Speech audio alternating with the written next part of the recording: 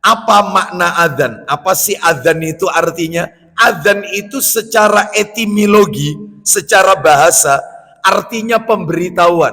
Di mana dalilnya? Kalau adzan itu artinya pemberitahuan, ada dalam Al-Quran. Bisa dilihat itu di footnote catatan kakinya. Di Quran surat nomor 9 At-Taubah.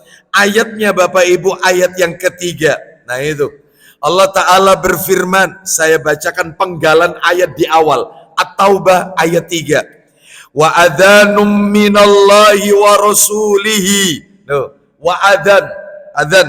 Artinya, dan satu maklumat pemberitahuan. Jadi adzan itu menurut bahasa pemberitahuan. Maksudnya pemberitahuan apa? Nah itu baru definisi secara terminologi, istilah. Pemberitahuan tentang waktu sholat fardu, ya, waktu sholat fardu dengan menggunakan lafaz-lafaz tertentu sesuai syariat Islam.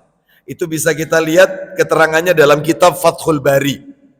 Nah, jadi masuknya waktu sholat itu dengan adzan. Pertanyaan nomor 2, apa makna iqamah? Sama Bapak Ibu. Iqamah itu juga artinya pemberitahuan. Namun bedanya kalau iqamah untuk bangkit melakukan sholat dengan menggunakan lafaz-lafaz tertentu dalam syariat Islam. Dan itu definisinya bisa kita lihat di catatan kaki nomor 4 itu Mughnil Muhtaj oleh Asy-Syirbini rahimahullah. Baik. Jadi intinya panjenengan sudah tahu ya definisinya adzan dan iqamah. Bedanya kalau adzan mengetahui masuknya waktu sholat. Kalau iqamah untuk menyerukan jamaah melaksanakan sholat. Baik. Sholat akan dimulai, itu iqamah. Nomor 3, kapan adzan itu disyariatkan? Ternyata adzan itu disyariatkan pertama kali bukan di Mekah, tapi di kota Madinah. Mulai disyariatkannya di kota Madinah pada tahun 1 Hijriah. Di mana itu dalilnya? Abu Dawud sebagaimana ada di dalam catatan kakinya nomor 498.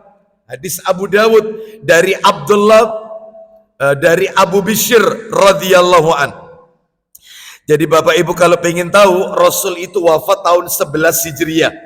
Adzan itu disyariatkan 1 Hijriah. Lah kalau sholat, zakat, beda Bapak Ibu. Lah kalau puasa, zakat itu disyariatkan kalau sholat bersamaan dengan adzan. Kalau sholat, puasa atau zakat dulu ya, zakat itu disyariatkan tahun kedua Hijriah di bulan Syawal. Bulan Syawal. Sedangkan kalau puasa Ramadan, rukun Islam nomor 4 ini, itu syariat pertama tahun kedua Hijriah, sama seperti zakat, cuman beda bulan. Kalau puasa Ramadan di bulan Sya'ban sebelum Ramadan, tapi penempatan rukun Islamnya zakat dulu baru puasa Ramadan. Baik. Bapak Ibu sekalian itu sekedar tambahan. Jadi intinya Bapak Ibu paham adzan ini disyariatkan sejak 1 Hijriah. Dan itu bukan di kota Mekah, melainkan di kota Madinah. Kita lanjutkan nomor 4. Apakah syariat adzan Allah sebutkan dalam Al-Quran? Ada nggak perintah adzan dalam Al-Quran? Jawabannya ada Bapak Ibu.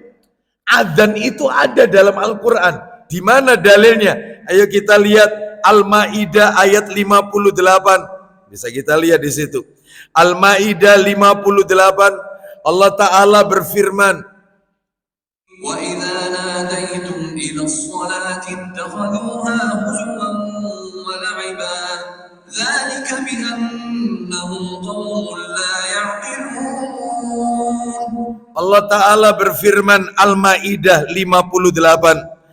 Dan apabila kamu menyeru mereka adzan untuk melaksanakan sholat, apabila kalian menyeru mereka, sebab bunyinya wa idza nadaitum adzan, apabila kalian menyeru mereka untuk melaksanakan sholat, mereka menjadikannya bahan ejekan dan permainan. Ini Allah menjelaskan tentang orang-orang kafir. Yang demikian itu adalah karena mereka orang-orang yang tidak mengerti. Baik. Jadi azan itu disyariatkan, ada dalam Al-Quran. Sekarang mari kita lihat nomor 5. Pertanyaan nomor 5. Apa sih hikmah disyariatkannya azan dan iqamah? Kenapa azan itu disyariatkan, iqamah disyariatkan? Saya sebutkan di situ minimal ada 7 Bapak Ibu. A, B, C sampai G. Ada 7. Yang pertama, azan itu sebagai pemberitahuan masuknya waktu sholat. Sudah tadi kita jelaskan. Yang kedua, azan itu sebagai sarana menyebarkan zikir dan mentauhidkan Allah. Bagaimana tidak? Wong kalimat azan itu diawali Allahu Akbar, Allahu Akbar. Zikir itu. Terus ada kalimat tauhid. Asyhadu an la ilaha illallah. Tauhid, syiar Islam. Ya. Asyhadu anna Muhammadar Rasulullah. Tuh, ada tauhid rububiyah, ada apa ini? Mentauhidkan Allah, ada tauhid yaitu apa ini? Rasul. Artinya maksudnya adalah meyakini syahadat tauhid dan syahadat rasul. Maksud saya syahadat tauhid asyhadu alla ilaha illallah, syahadat rasul persaksian kita atas kerasulan Nabi Muhammad sallallahu alaihi wasallam. Jadi ini bukti di dalam azan itu ada tauhid. Bahkan ditutup kalimat azan itu la ilaha illallah. Nah itu tauhid lagi. Kita lihat nomor C, azan merupakan syiar Islam. Jelas. Yang D, azan sebagai panggilan untuk menghadiri sholat berjamaah. Yang E, azan sebagai pembeda Darul Islam, negeri Islam, dengan Darul Kufur, negerinya orang-orang kafir. Jadi kalau masih banyak suara-suara di luar sana yang kata mereka, tanda kutip, kata mereka Indonesia ini adalah Darul Kufur, negerinya tauhid. Karena hukumnya bukan hukum Al-Quran dan hukum Islam, pemerintahannya tauhid.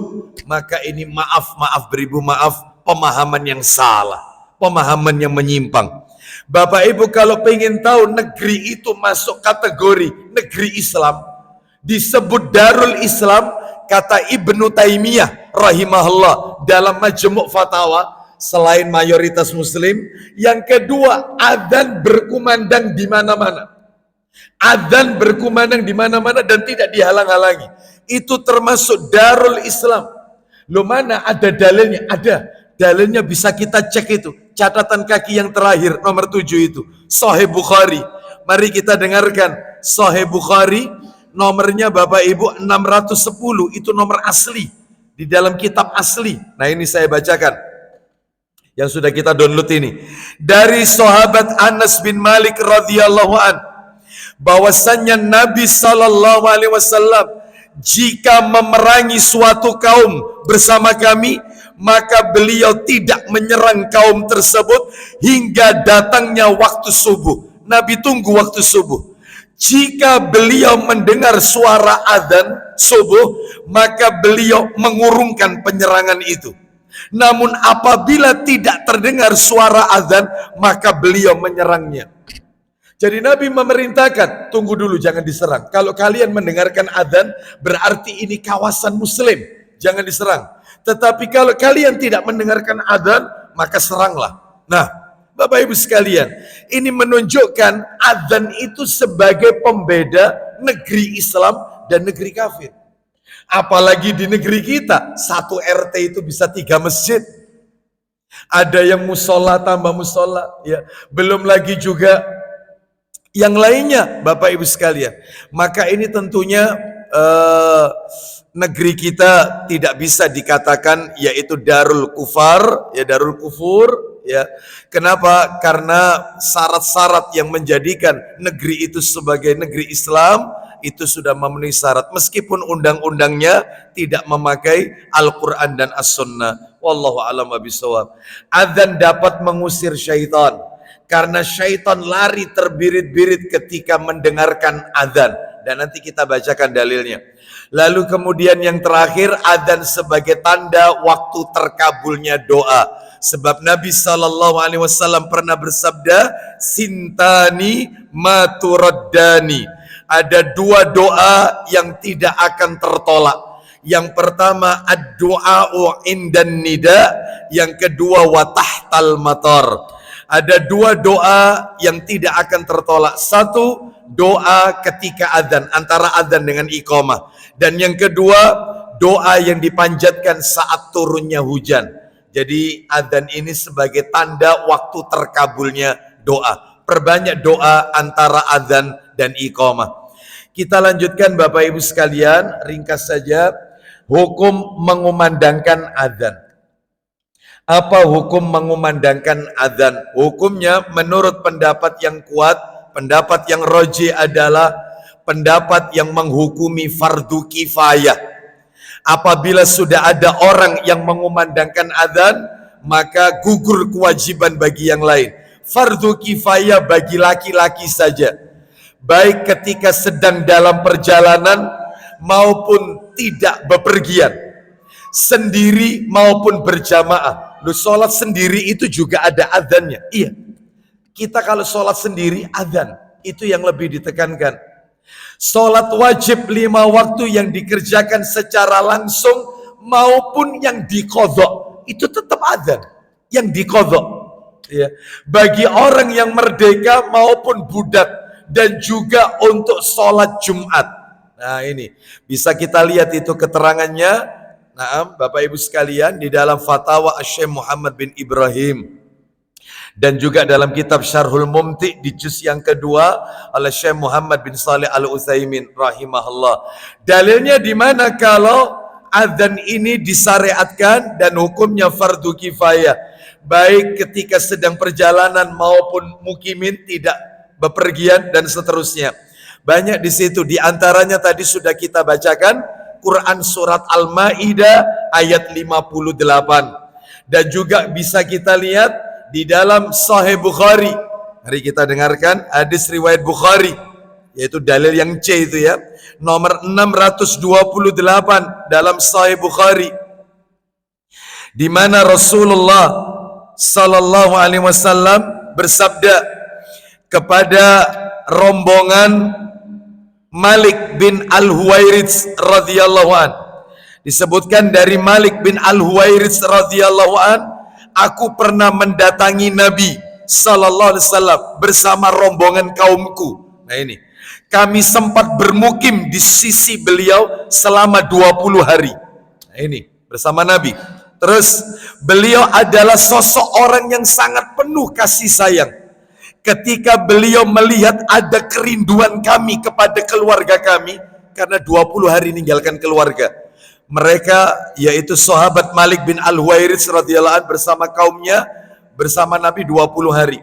Maka beliau bersabda, kembalilah kalian kepada keluarga kalian, ajarkan kepada mereka dan sholatlah bersama mereka.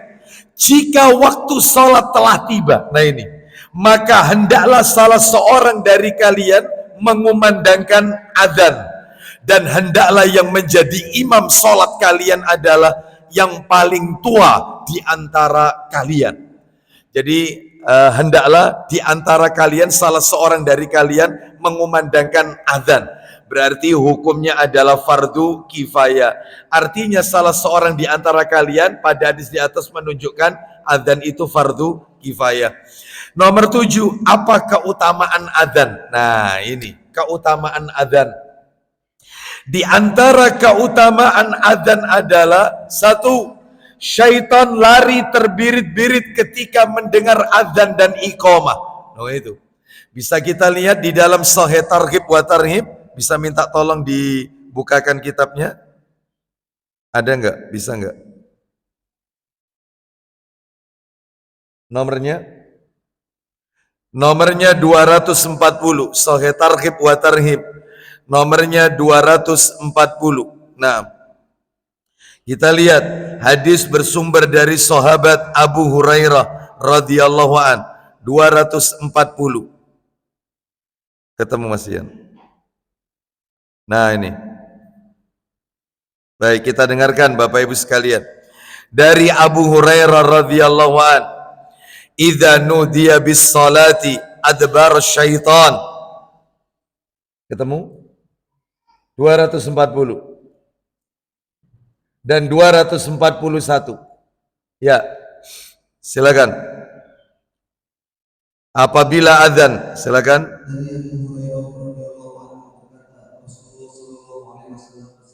Isinya apabila azan salat dikumandangkan, maka syaitan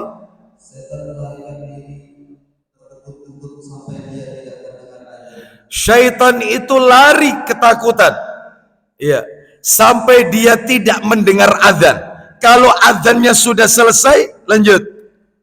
Apabila azan diselesaikan, dia datang. Kurang ajar syaitan ini. Azan selesai, dia datang. Terus kalau iqamah, lanjut. Apabila azan dikumandangkan, dia lari terbirit-birit sampai tidak mendengar iqamah. Kalau iqamahnya sudah selesai, lanjut. Apabila iqamah diselesaikan, dia datang lagi sehingga dia mengganggu khusyuan seseorang.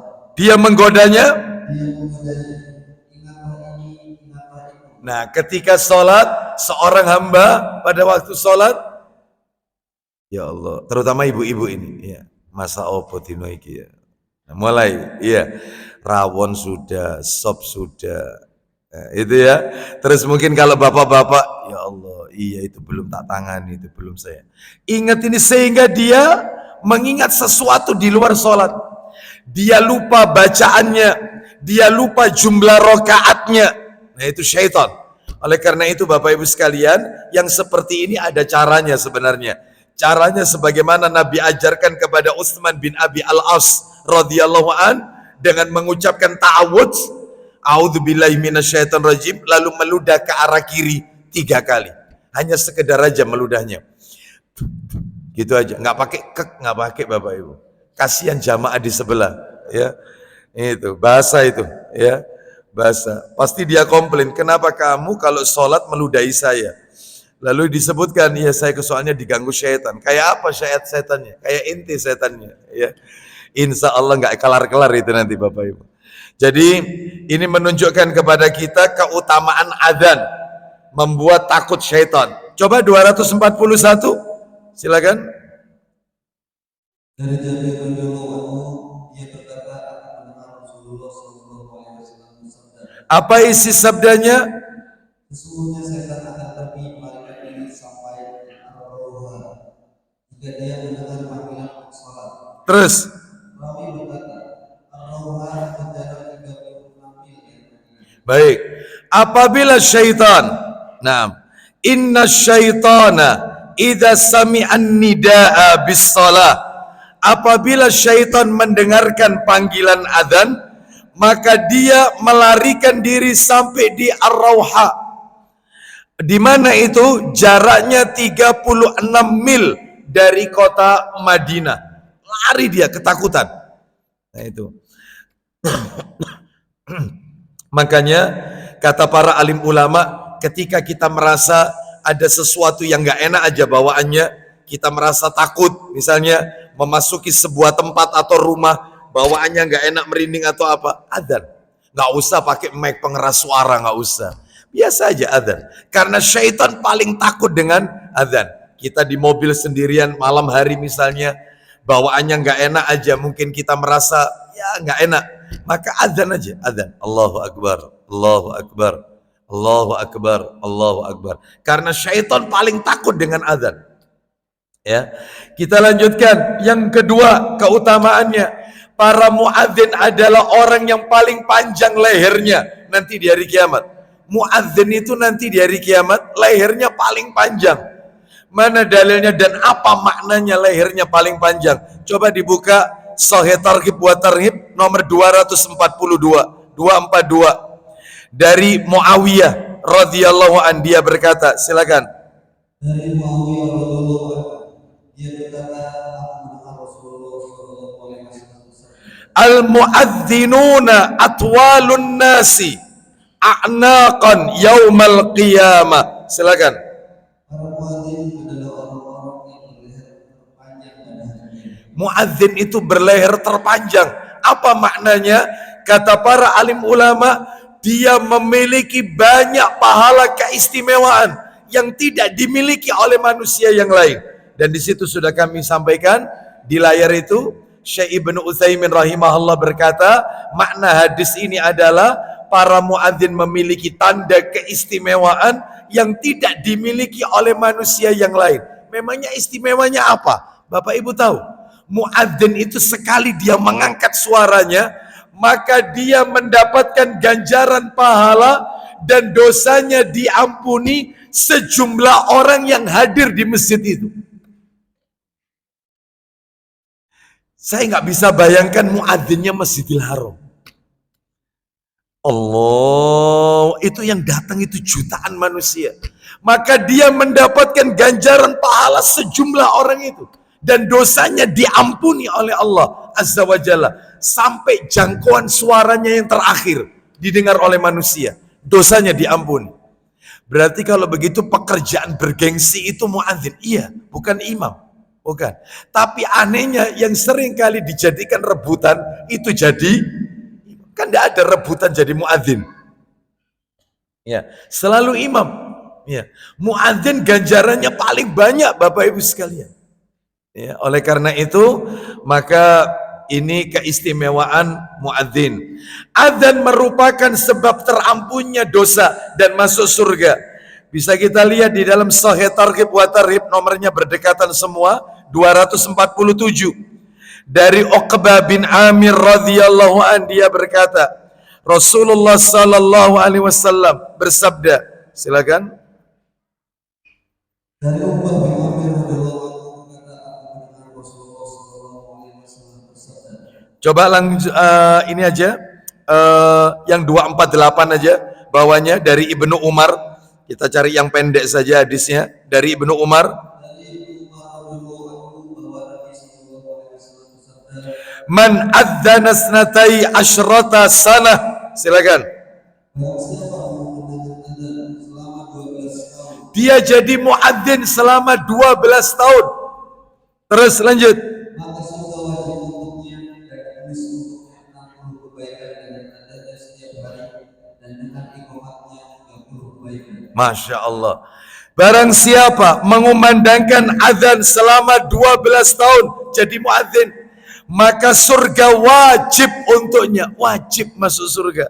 Dan ditulis untuknya 60 kebaikan setiap kali dia azan, dan 30 kebaikan setiap kali dia mengumandangkan iqamah. Nah itu. Baik, jadi ini keutamaannya. Doa setelah azan mustajab. Mustajab doa setelah azan. Dalilnya bisa kita lihat di situ dalam Sahih Targhib wa Tarhib nomor 265. 265. Nah, silakan dibaca.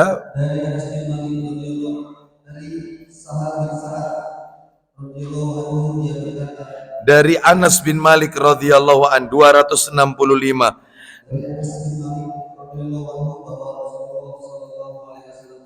Ad-du'a'u bainal adhani wal iqamah la yuraddu. Silakan.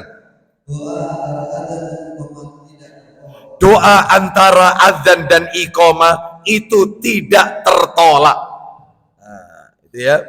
Sekarang kita lihat Bapak Ibu bagaimana lafaz bacaan adzan. Nah, ini menarik ini. Ya. Ternyata versi bacaan adzan itu ada 3 Bapak Ibu sekalian. Ada 3. Bapak Ibu bisa lihat di layar itu ABC. Ya. Versi yang pertama 15 kalimat. Dan ini umumnya kita membaca adzan itu 15 kalimat. Kita hitung ya. Allahu Akbar, Allahu Akbar, Allahu Akbar, Allahu Akbar. Asyhadu an la ilaha illallah, asyhadu an la ilaha illallah, asyhadu anna Muhammadar Rasulullah, asyhadu anna Muhammadar Rasulullah. Hayya 'alas shalah, hayya 'alas shalah, hayya 'alal falah, hayya 'alal falah. Allahu Akbar, Allahu Akbar. La ilaha illallah. 15. Itu dalilnya bisa kita lihat di dalam riwayat Ibnu Majah. Nomornya 586 dari Abdullah bin Zaid radhiyallahu an. 15 kalimat. Yang kedua, jarang ini. Ya, tolong Masjid Al-Muhajirin paling tidak sesekali lah pakai yang versi nomor 2. 17 kalimat. Insya Allah rame Bapak Ibu. Insya Allah. Ya. Insya Allah rame. Ya, saya senang sama yang rame-rame. Ya. Insya Allah rame. Ya. Semenjak kedatangan jenggot-jenggot itu tambah rame katanya ya. Baik, kita lihat ini ada dalilnya ini. 17 kalimat. Bagaimana 17 kalimat? Takbirnya 2 kali, namun syahadatnya 4 kali. Jadi Allahu Akbar, Allahu Akbar ya. Asyhadu an la ilaha illallah, rendah itu.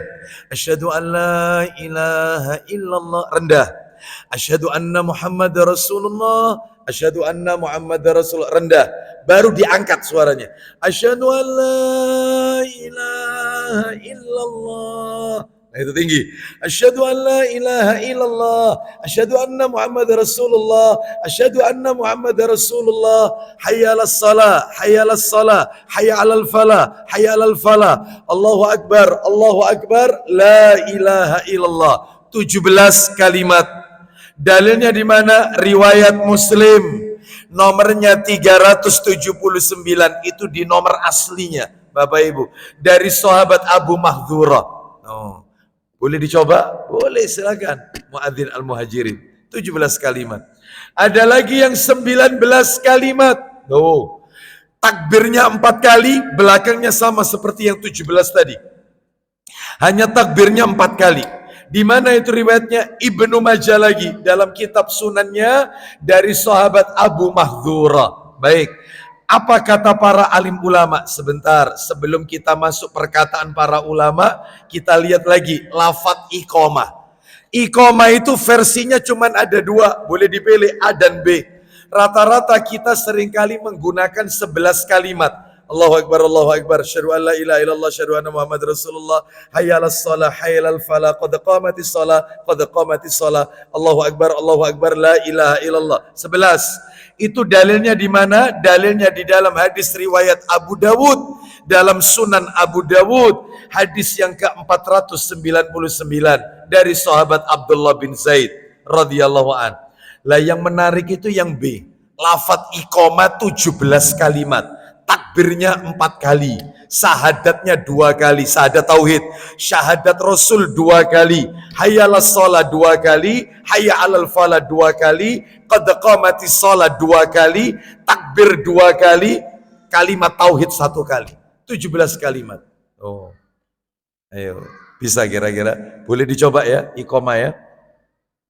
Maka kesimpulannya, diperbolehkan bagi seseorang untuk mengamalkan lafaz-lafaz adzan di atas yang sahih dari Nabi apabila hal tersebut tidak menimbulkan keributan dan masalah di masyarakat.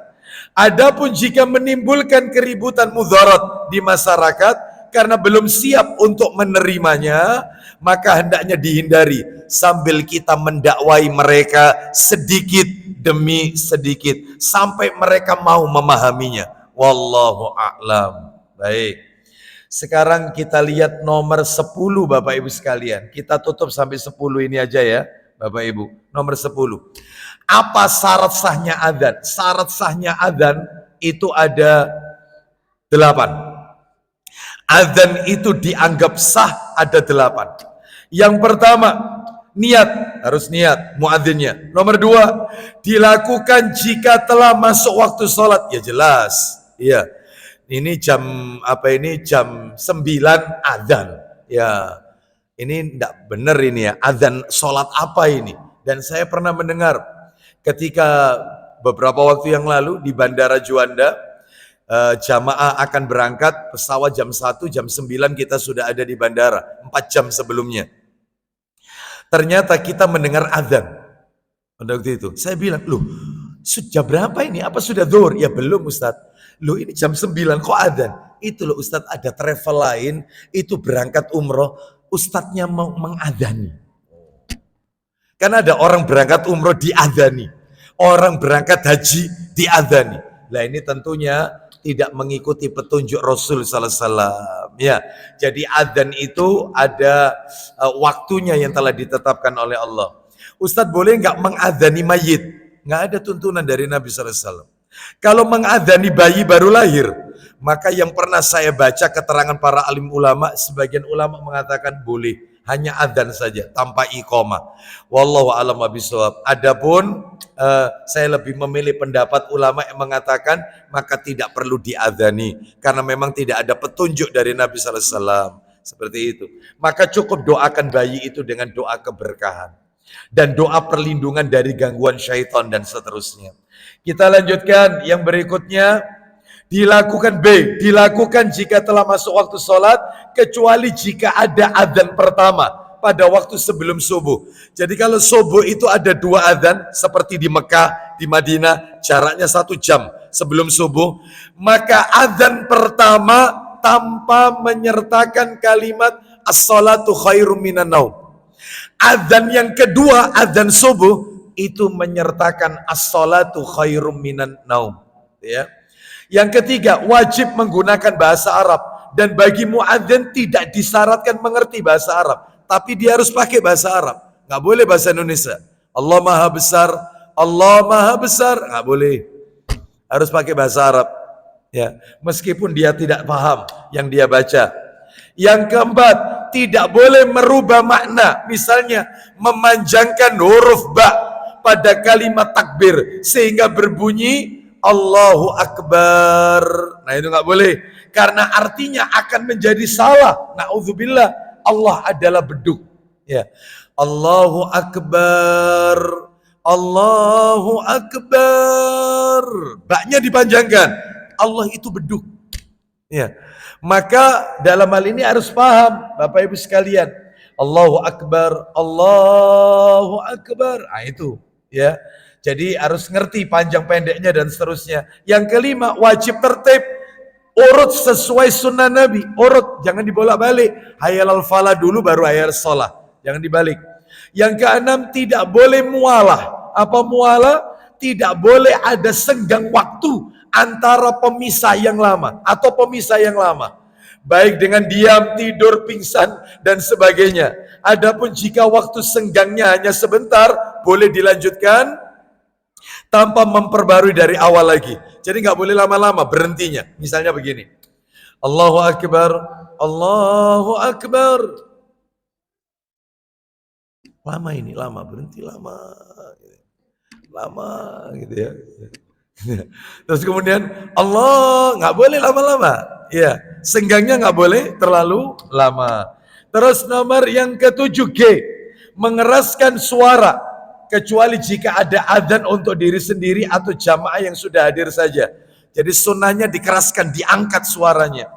Dan yang terakhir, lah ini penting, dilakukan dengan satu muadzin. Maksudnya, jika seorang muadzin sedang adzan, lalu di tengah-tengah adzan dia pingsan atau meninggal dunia, maka orang yang menggantikannya tidak boleh meneruskan lafaz adzannya, namun wajib memperbaharui dari awal lagi.